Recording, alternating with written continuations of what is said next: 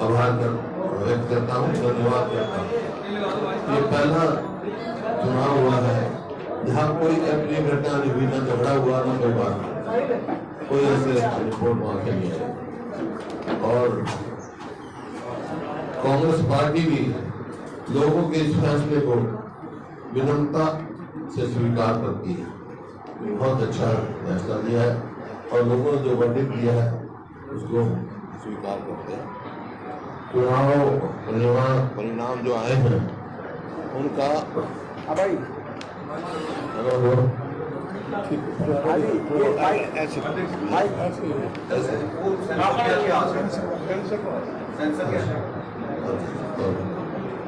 चुनाव परिणाम का संदेश साफ है कि लोगों ने प्रदेश में परिवर्तन का मन बना लिया है और कुछ ही दिनों के बाद कांग्रेस सरकार बनाना चाहती है।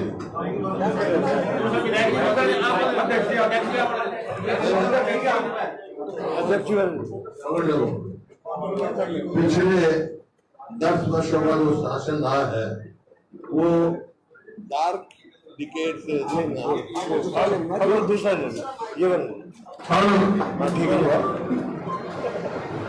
और पिछले जो 10 साल रहे हैं वो डार्क डिकेड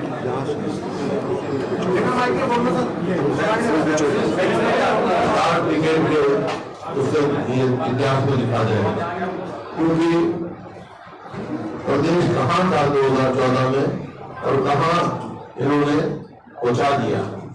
और जो इनकी 10 वर्षों की जो नीतियां, जनविरोधी नीतियां और निर्णय, नफरत और नेगेटिविटी में घुसता रहा प्रदेश, ये ऐसा समय होगा जिसको लोग आसानी से भुला नहीं पाएंगे।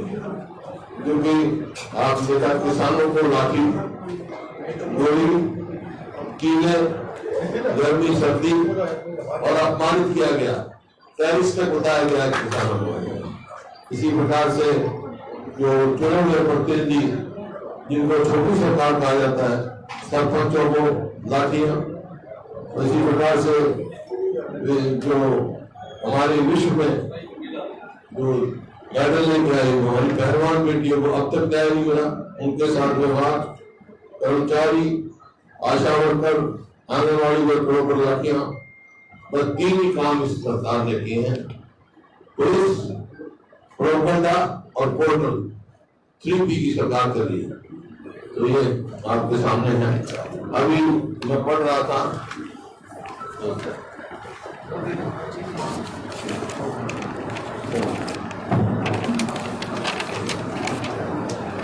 जैसे 100 गज के प्लॉट की बात थी, 100 गज के प्लॉट की हम कह रहे हैं कि बड़ी फोटो खिंचा रहे हैं, बड़ी फोटो खिंचा रहे हैं।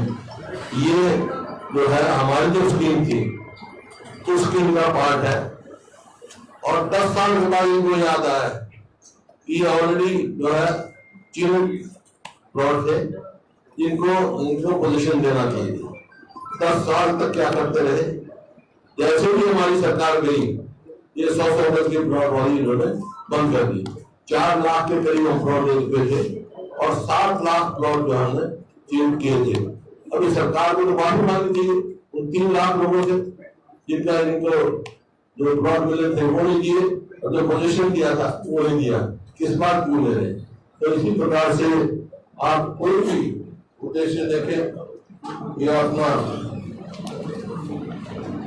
आरक्षण की बात करते हैं, आरक्षण की बात करते हैं, कई बार कहते हैं कि हमने कहा आरक्षण के खतरा है इनके, ये खुद इनके जो कानून जो फैसले हैं ये साबित करते हैं।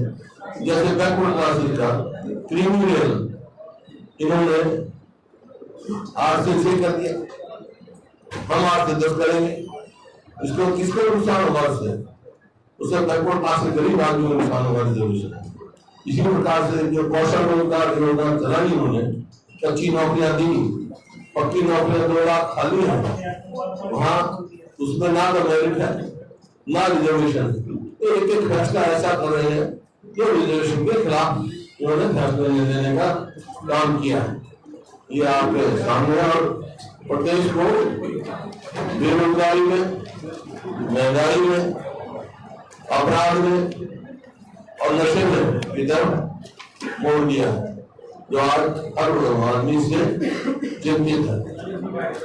आज जो है बेरोजगारी के ऊपर है, कितने ही आप देखो, और प्रदेश को डेट ट्रैप में डाल दिया। तो ये इनकी फाइनेंशियल पोजीशन हमारी रेवेन्यू रिसीव्ड 1,16,639 है इनकी, और रेवेन्यू एक्सपेंडिचर जो है 1,34,456 है। रेवेन्यू डेफिसिट जो है 17,817 24-25 का जो है, विच मीन्स स्टेट की इनकम सफिशिएंट नहीं है डे टू डे एक्सपेंडिचर को मीट करने के लिए। गवर्नमेंट जो है इंटरनल डेट जो है वो 67,163 पेश किया हुआ है, उसमें से अब लेंगे 67,163 लेंगे इंटरनल डेट, और उसमें जो है रीपेमेंट विद इंटरेस्ट जो है वो 64,220। तो कहाँ विकास की गुंजाइश रहेगी? मतलब जो कर्जा वापस देने के लिए कर्जा ले रहे हैं।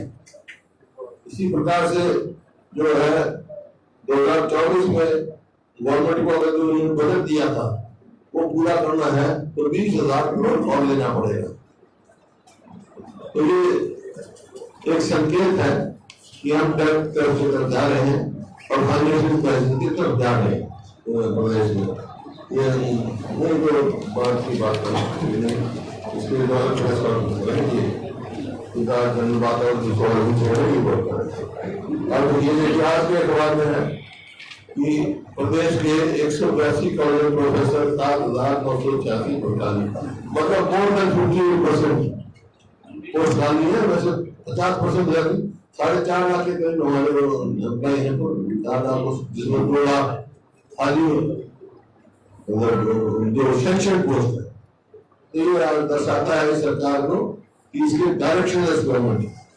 और ये मुख्यमंत्री के ये ध्यान आना कि मैंने बनते ही ये कहा, इसका मतलब इन्होंने एक्सेप्ट किया 10 साल तक पिछली सरकार ने कुछ नहीं किया। अब क्या क्या कहाँ सफरिंग हुई कोविड में देखा आपने।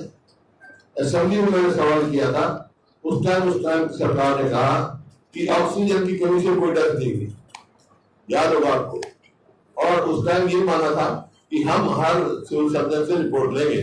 आज तक जितने घोटाले हुए हैं SIT बनाते हैं और आज तक कोई वो नहीं होती। खैर जो रिजल्ट जो है बहुत अच्छा आया है। जितना रिजल्ट आया है हमारा इंक्रीज जो हुआ है अलायंस का वो तकरीबन 20% करीब है। अलायंस का 18% इंक्रीज हुआ है। 19.2%।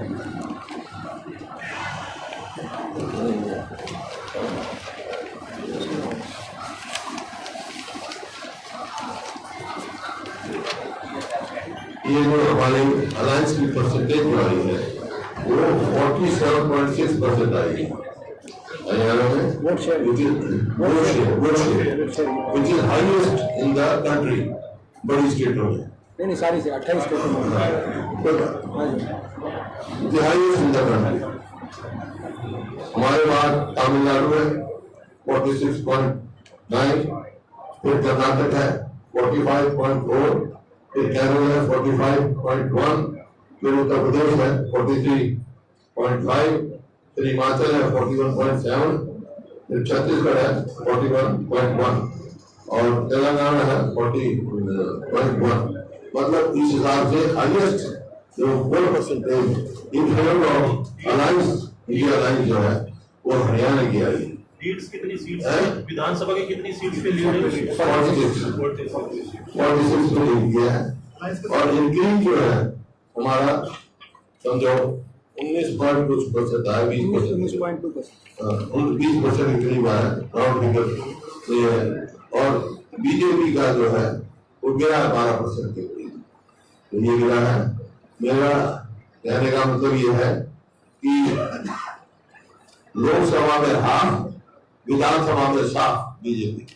लोकसभा में तो हाफ होगी, 10 की 10 में 5 आएंगे, विधानसभा में साफ हो जाएगी। ये कहने का मेरा मतलब। बाकी हम अध्यक्ष जी अपना कार्यक्रम बताएंगे, आपके जिससे भी सवालों का नाम बताए ना तो हम जवाब देंगे। सर ये आपने जो परसेंटेज बताया है कितना था इंडिया गठबंधन वाला? इंडिया गठबंधन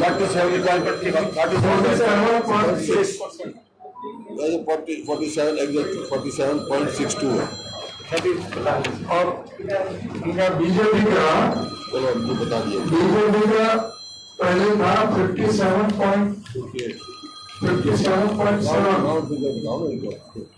और हमारा था 29.1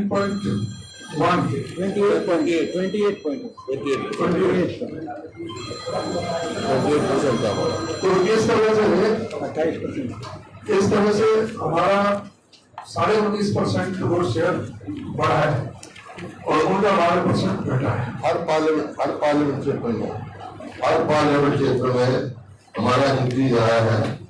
अम्बाला में भी 18% बढ़े हैं, माइनस बीजेपी के -11, और भिवानी में 21% बढ़े हैं, फरीदाबाद में 20.3% बढ़े हैं, गुड़गांव में 11.6, हिसार में 33% बढ़े हैं, करनाल में 18, कुरुक्षेत्र में 17.9, रोहतक में 16.4, सिरसा में 24.7, पानीपत में 11.4। ये हमारा इंक्रीज हुआ है। और इसी तरह बीजेपी का डिक्रीज जो हुआ है, अम्बाला में 11.1 और भिवानी में 13.8, फरीदाबाद में 15.1, गुड़गांव में 10.4, हिसार में 7.9, करनाल में 15.8, कुरुक्षेत्र में -11%, रोहतक में 11.9, सिरसा में 17.8 और पानीपत में 5.1। ये डिक्लेयर हुआ है। और सीटों के मामले है तो वो 79 पर उन्होंने लीड किया था, अब 44 पर है। हमने 10 पर लीड किया था, अब 46 पर है, एक पर जेजेपी 79 पर लीड किया था, 46 पर रह गई थी। ये अच्छा देखो, ये अच्छा दिखाना चाहिए। 20% ज्यादा बढ़े 10 के 10 पहले 19 में तो 19 में जो ये है, ये आप आप पकड़ लो जी।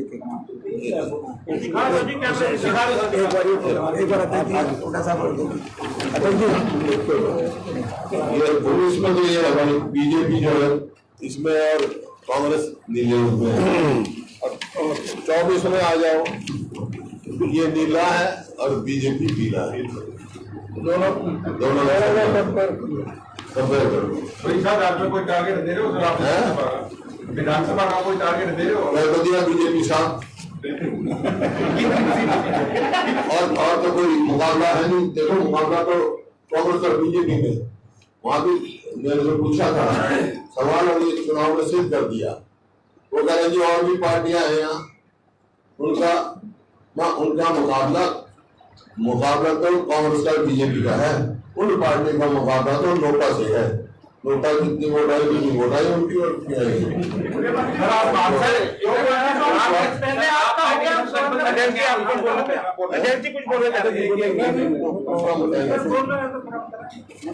नहीं अभी जल्दी मत करो अभी। अभी तुम गर्मी में घूम के आए तो कब एसी में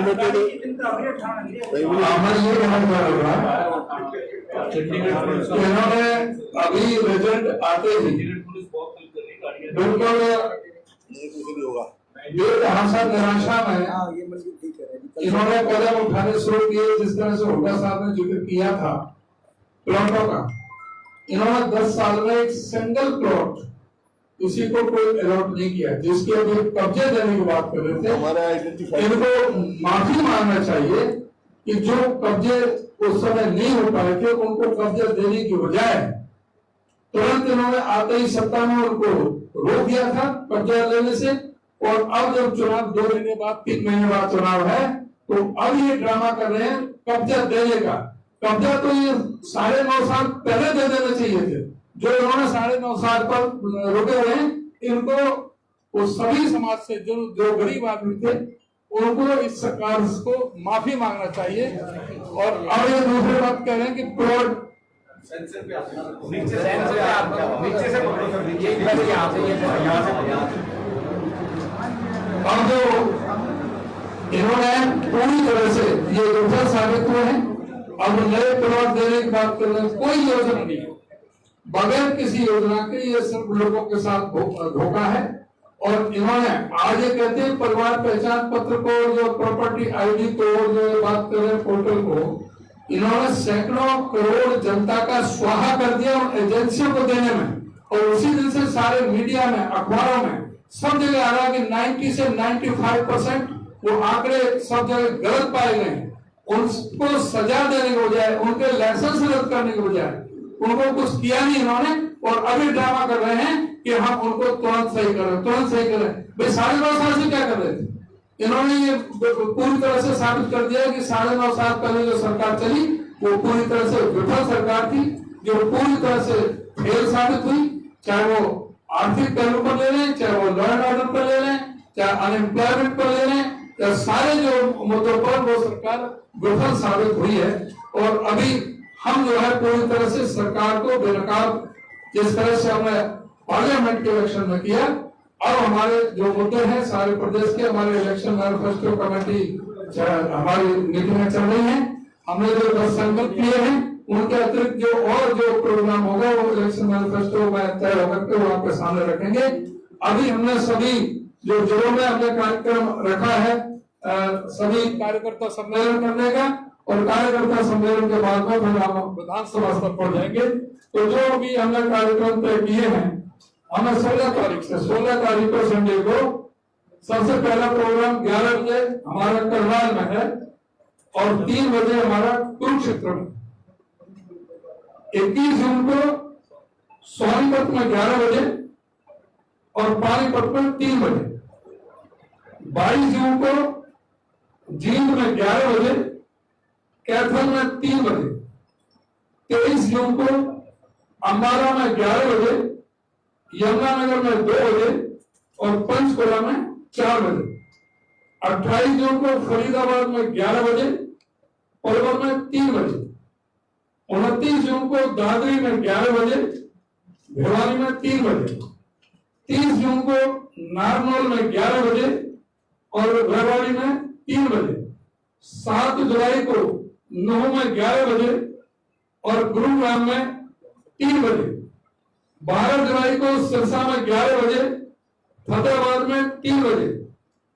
13 जुलाई को हिसार 11 बजे और 14 जुलाई को रोहतक 11 बजे और झज्जर 3 बजे।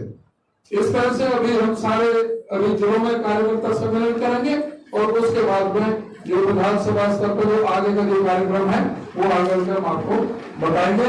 हम सब जगह जो सारे सरकार को पूरी तरह से जो गलत इनके इरादे हैं उनको हम एक्सपोज करेंगे। ये सरकार पूरी तरह से विफल साबित हुई है। जो पन्ना प्रमुख की बात कर रहे थे, जितने भी प्रदेश अध्यक्ष रहे इनके तीनों 50-50 हजार से 45 हजार से सारा जनता ने पन्ना प्रमुख के पन्ना ही फाड़ करके फेंक दिए। और जो मौजूदा मुख्यमंत्री, जो मौजूदा प्रदेश अध्यक्ष हैं भारतीय जनता पार्टी के, वो अपने बूथ से भी आ रहे हैं, अपने गांव से भी आ रहे हैं, अपने विधानसभा से भी आ रहे हैं। तो ये पूरी तरह से जो इनको पूरी तरह से एक्सपोज इनको कर दिया जनता। देखिए, तो ये जैसे उन्होंने कहा अनाउंसमेंट कर रहे हैं। अनाउंसमेंट क्यों कर रहे हैं? कि अपनी सरकार बचाने के लिए और अपने विफलताएं छुपाने के लिए। लेकिन लोगों ने फैसला कर दिया है, इनको चलता करने का फैसला कर दिया है। क्योंकि आपने देख लिया, जिन दिन वोट हुआ उसी दिन तोड़ बढ़ा दिया, महंगाई बढ़ा दी। उसी दिन से रात को बिजली नहीं आती, पानी की गाँव में बिजली नहीं आ रही, बिजली करते जामिया गाँव जिन गाँव में गया 2000 मेगावाट की मेगावाट की कमी है। 1 यूनिट बढ़ाई नहीं 10 साल में। किया क्या है? 1 मेट्रोवॉल पोल लगाया नहीं, 1 यूनिट बिजली बढ़ाई नहीं। अब कह रहे हैं 2000 मेगावाट हम हमारे गवर्नमेंट बाहर से देंगे। क्यों नहीं लगा कि यमुनानगर का जो थर्मल प्लांट सैंक्शन हमारे टाइम का है एक्सटेंशन, वो नहीं, उसके कोई कार्रवाई की। तो कहीं भी एक भी ऐसी जगह नहीं है, कोई बड़ी यूनिवर्सिटी नहीं लेकर आए, कोई इंस्टीट्यूशन नहीं लेकर आए जो ऑलरेडी है वही खराब करके मेट्रो वाला इनको नहीं लगाया इन्होंने, कहीं रेलवे लाइन बिछाई नहीं, कुछ भी कहीं भी उपलब्धि नहीं है। आपके टाइम में कितने 100 करोड़ प्लॉट दिए गए थे?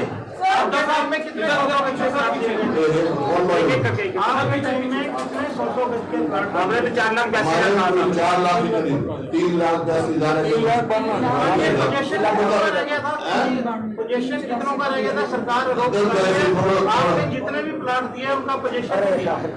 वही दीदी को ये बाकी पंचायत में कोई उड़ा हो जाएगा तो पोजीशन पहुंच जाएगा, उनका पोजीशन जो प्रोसेस में थे। बाकी 3 लाख और चिन्हित किए थे, 7 लाख के करीब और देने थे जो उन्होंने स्कीम बंद कर दी। सर 3 कैबिनेट मंत्री ले लिए गए, कैबिनेट बिजली की सर 2 सवाल है। एक को जो पोर्टफोलियो एलोकेशन दिए गए हैं, 3 पोर्टफोलियो दिए गए हैं 5 में से 3 लोगों को हरियाणा में, ये क्या आपको लगता है कि इलेक्शन को असेंबली कोर्स को देखते हुए दिए गए हैं और क्या आपको लगता है उसके रैमिफिकेशन होंगे? और दूसरा, आम आदमी पार्टी और आपका जो अलायंस है वो क्या असेंबली कोर्स पे भी रहेगा? देखिए, जहाँ तक आम आदमी का हमारा अलायंस का सवाल है, वो नेशनल लेवल पर अलायंस का, हमारा स्टेट लेवल पर कोई अलायंस नहीं है। अभी कोई बात नहीं, ना कोई बात करिए, हम क्या बोल रहे हैं की बात करते हैं तो कैबिनेट ऑफ प्राइम मिनिस्टर, और देखते हैं परफॉर्मेंस क्या रहेगी।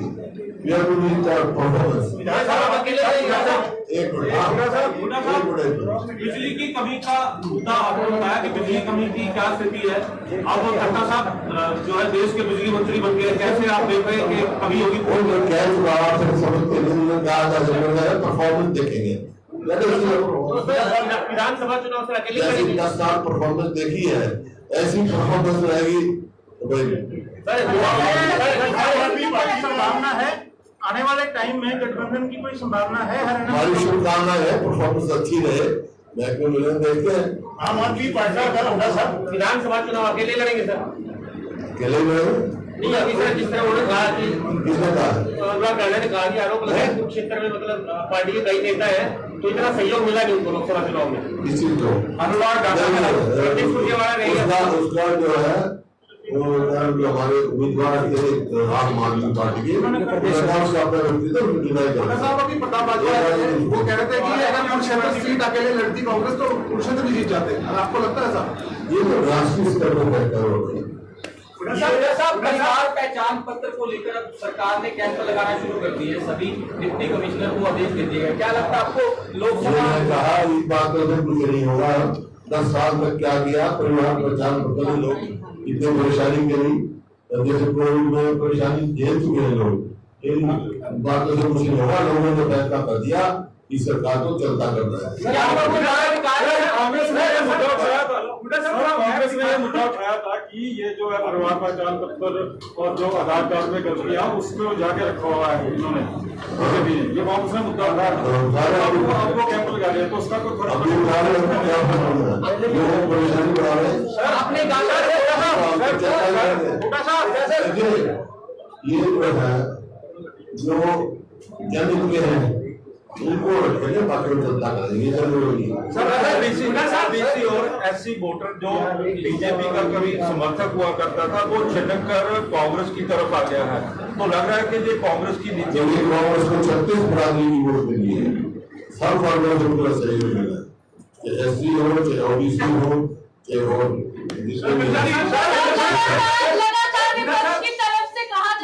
सरकार अल्पमत में है तो उसको लेकर कुछ डिस्कशन हुआ, उसको लेकर के आप लोग क्या रणनीति रहेगी? है अल्पमत में है, अल्पमत में है। इसी बात से हमने राज्यपाल जी को लिखा है और लिखा था, फिर लिख देंगे कि कोई सरकार अल्पमत में है, नैतिकता के आधार पर कोई सरकार को चलाना है। Assembly should be devolved to stop horse trading.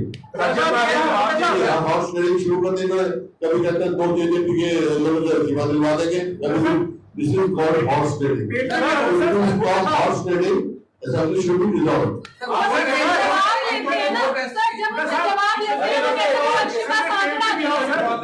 एक पीछे से विश्वास जो आम आदमी पार्टी का और आपका समझौता था उसके माध्यम से अब जो आम आदमी पार्टी के सारे जो वर्कर हैं वो कांग्रेस पार्टी में शामिल होने को आतुर है।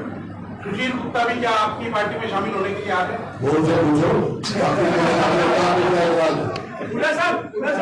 आप उनके नाम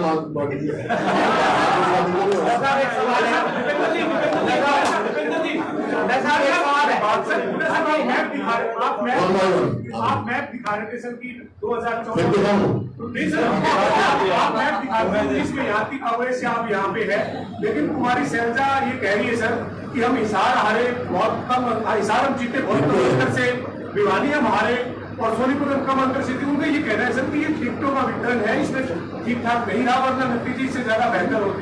टिकटों का वितरण पार्टी हाईकमान ने किया है और पार्टी हाईकमान फैसला करती है, सबको मान्य होता है।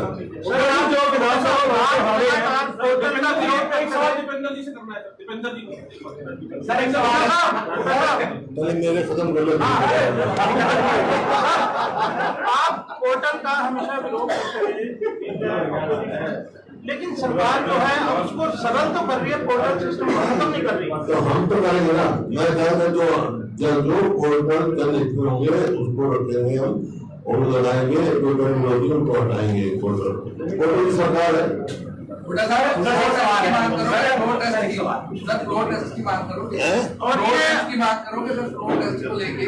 अगर गवर्नमेंट मेजोरिटी में है, रखी है, इमीडिएट इलेक्शन भी कर रखी है।